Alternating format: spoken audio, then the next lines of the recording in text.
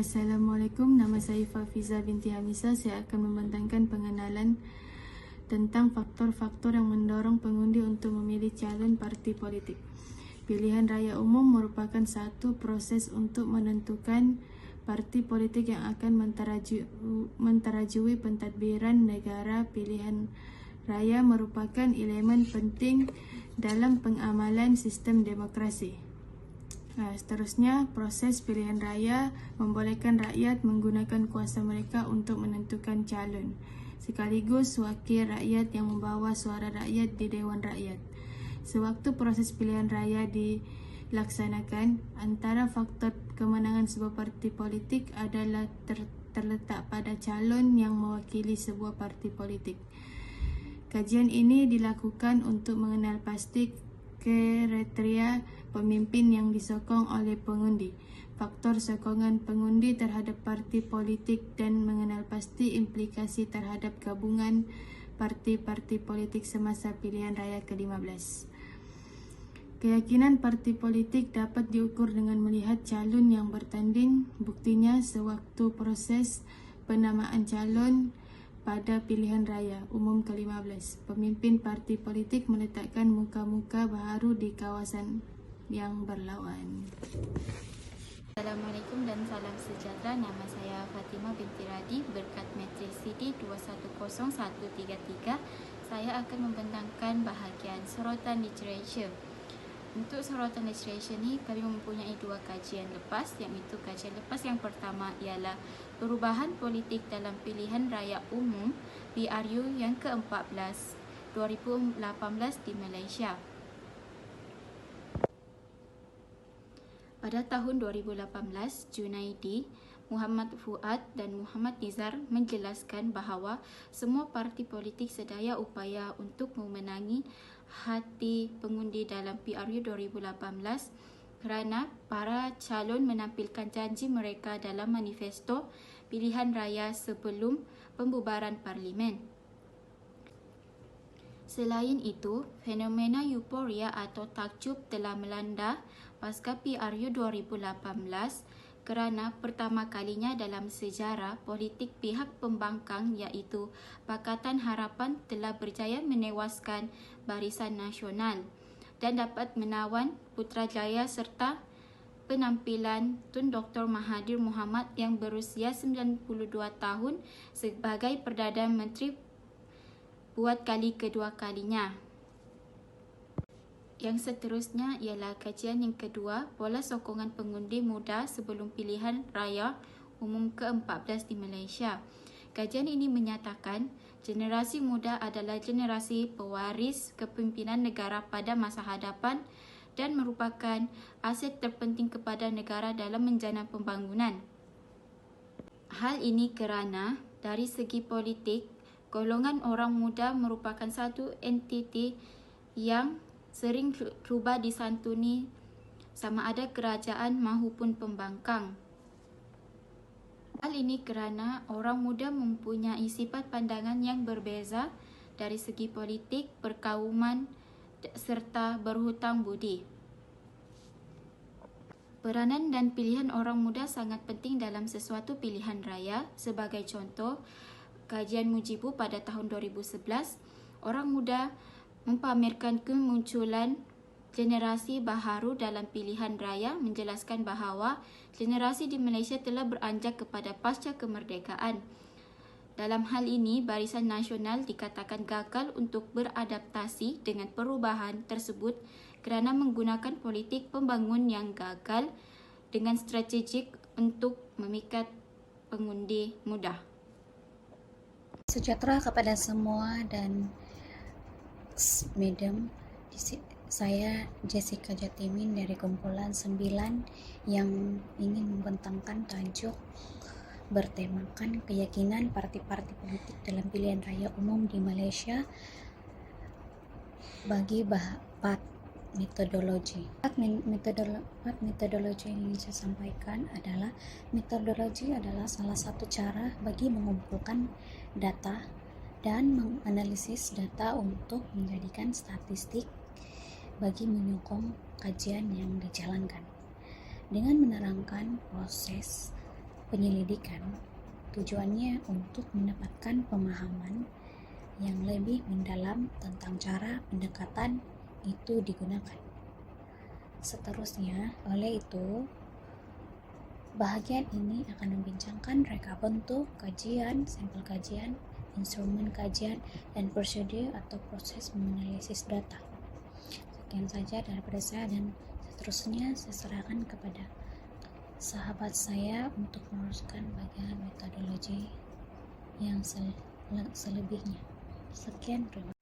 Selamat sejahtera, saya Zenalenia Lahoping, Nometrik CD210224. Saya akan membentangkan dapatan demografik kajian untuk umur responden.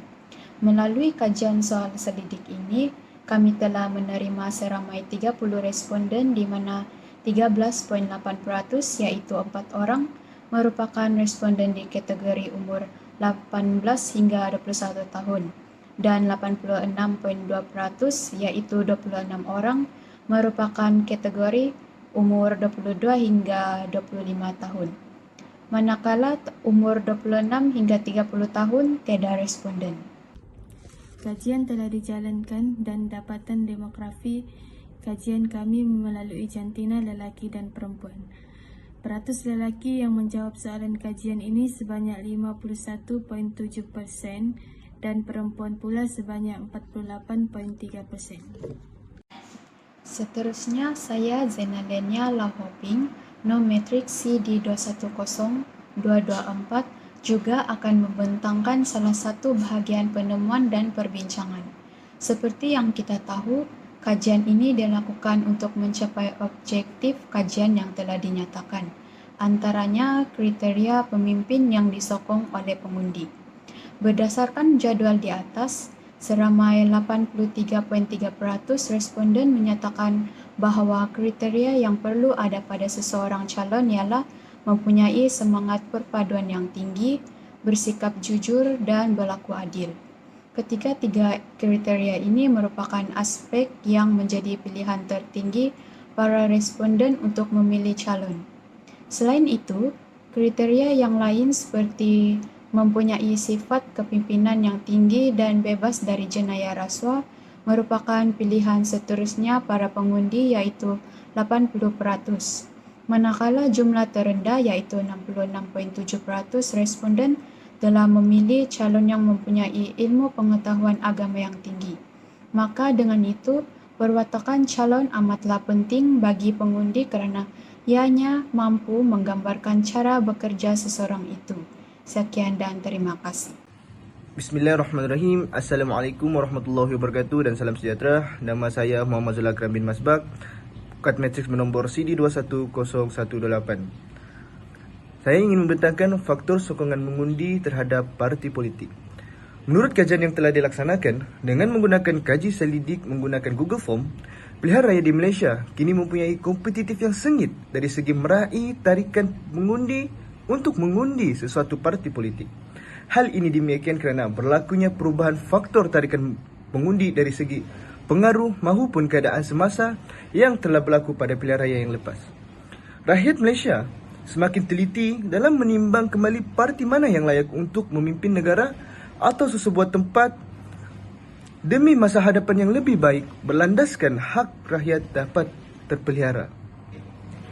Berdasarkan jadual 3, jelas menunjukkan peratusan yang paling tinggi pada kaji selidik ini adalah berani memperjuangkan hak rakyat iaitu 93.1% secara majoriti. Hal ini disebabkan rakyat merasa terancam dan merasa mereka tersisih daripada objektif pembangunan negara. Hak rakyat perlu diperjuangkan secara adil dan saksama berikut disebabkan beberapa perkelasan golongan iaitu golongan B40, M40 dan T20. Hal ini dapat dibuktikan golongan B40 tidak dapat hak yang sewajarnya yang mereka dapat dan membuat rakyat golongan seperti ini tidak dapat merasai keadilan yang setimpal dengan golongan atas daripada mereka. Secara langsung, perkara ini sedikit sebanyak mempengaruhi pola perubahan yang berlaku pada pilihan raya ke-15 yang baru sahaja berlangsung. Assalamualaikum dan salam sejahtera. Nama saya Nufaziratul Alim binti Abdul Muji dengan kad metrik CD 210168. Saya akan membentangkan bahagian implikasi terhadap gabungan parti-parti politik semasa pilihan raya umum ke-15. Berdasarkan data yang diperolehi, sebanyak 20% responden menyatakan reaksi kurang berpuas hati dengan gabungan parti-parti politik semasa PRU yang ke-15 yang lepas. Baiklah, antara sebab responden tidak bersetuju dengan pembentukan adalah kerana yang pertama, gabungan seperti ini mempunyai kelemahan terutamanya dari segi kestabilan politik. Hal ini kerana setiap parti politik yang ditubuhkan mempunyai fahaman politik yang berbeza. Maka sekiranya berlaku perpecahan di dalam sebuah gabungan, ia akan menjejaskan kestabilan politik. Sebagai contoh, apabila sesebuah parti politik yang bergabung telah berjaya mendapat majoriti kerusi parlimen dan kemudian terdapat ahli atau parti yang menarik sokongan terhadap gabungan ini, menyebabkan gabungan ini kehilangan kelayakan untuk menterajui kerajaan. Poin yang seterusnya adalah undian rakyat menjadi seolah-olah tidak bermakna kerana parti pilihan mengambil jalan lain untuk bergabung dengan parti lain. Ini dinyatakan apabila parti politik mempunyai bilangan kerusi yang sedikit dan bergabung dengan parti politik yang lain yang mempunyai bilangan kerusi yang banyak sekaligus mendapat majoriti mudah untuk membentuk kerajaan, maka undi rakyat seolah-olah menjadi tidak bermakna lagi.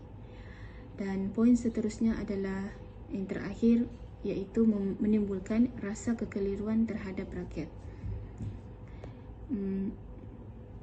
Ini kerana apabila dua parti yang mempunyai fahaman dan pegangan politik yang berbeza-beza membentuk satu gabungan, penyokong parti tersebut akan keliru dengan tujuan utama parti politik yang mereka undi. Sekiranya sesebuah parti tersebut menolak fahaman yang dibawa oleh parti lain, kemudian gabungan tersebut akan menzahirkan kekeliruan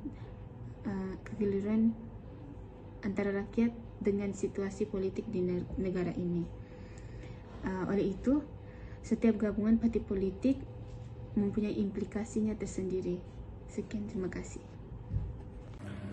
Akhir sekali, kesimpulan. Yang pertama, pilihan raya umum ke-15 telah memberi kesedaran kepada rakyat. Yang kedua, kriteria calon menjadi aspek utama dalam memilih calon yang bersesuaian. Yang ketiga, rakyat lebih mengutamakan parti yang berani untuk memperjuangkan hak rakyat. Yang keempat, hak rakyat menjadi penentu kejayaan sesebuah parti politik. Dan akhir sekali, pembentukan gabungan parti politik harus menghormati keputusan rakyat. Ini saja daripada kumpulan kami. Sekian wabillahi taufiq wal hidayah. Wassalamualaikum warahmatullahi wabarakatuh.